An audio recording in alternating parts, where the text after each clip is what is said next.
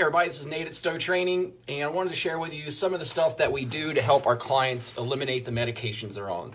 Train a lot of over 45, more mature folks, spending a lot of time at computers, a lot of time on life, just busy, really don't ever have time to take care of themselves. And now it's like, how do I have blood pressure? Why do my joints hurt? And can I do anything about it besides taking these pills? And for most people, the answer is yes. So the first thing we want to do is get someone's heart strong. That's because everything in our body adapts by the amount of blood flow. The more blood something receives, the quicker it can change. In this case, I can't think of anything that gets more blood flow than your heart. Now, specifically, what should we do to get that heart stronger?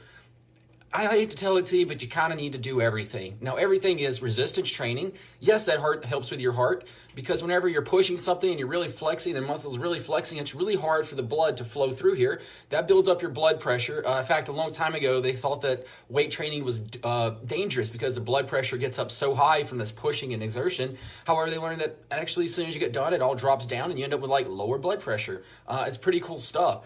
And then we get into battles about, hey, should it be this high intensity stuff or should it be this slow, long duration type stuff? And the answer is both. We want to do everything. I know it's not a great answer and it's not as simple as you were hoping it'd be, but the reality is that if we're trying to get off these medications, we really want to do everything.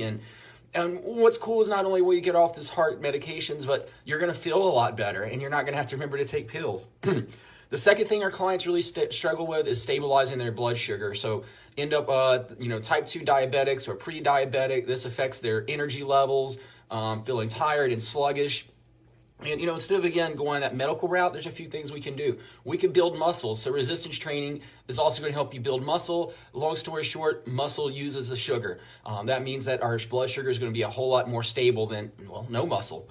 Number two is just learning to eat the right foods. We got to eat the right foods to support the workouts, because if we're working out hard, we're exercising, we're making progress, and we're not eating the right stuff, we're not going to have the energy. We're not going to be able to keep building. But not only does it give us the energy to do this stuff, it actually, again, we're eating the right things, helps you stabilize your blood sugar.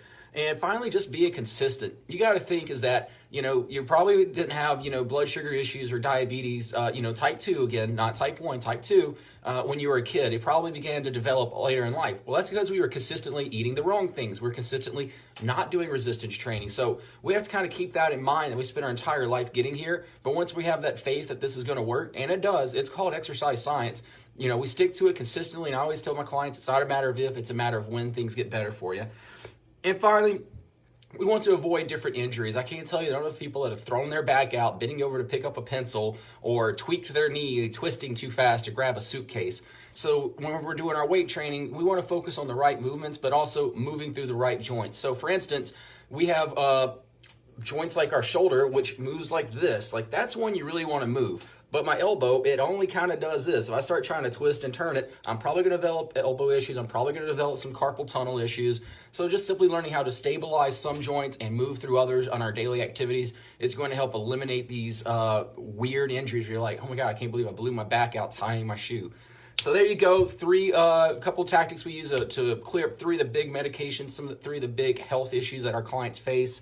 Getting their heart strong so we can get off our blood pressure, cholesterol medicine, stabilizing the blood sugar so we're not having our energy crash. We can get through our workouts, get through our day without getting all tired, and knowing how we can move correctly so we can try and avoid tweaking something, just bending over or tying our shoe or something like that. If you'd like me to help you out with all this stuff, set you up a plan, a progressive plan that you can do, not just the plan that say I do, but something that you can do, message me. Love to work with you and love to make sure that, this virtual coaching thing is a good fit for you. So just message me to learn more about that. Have a great day.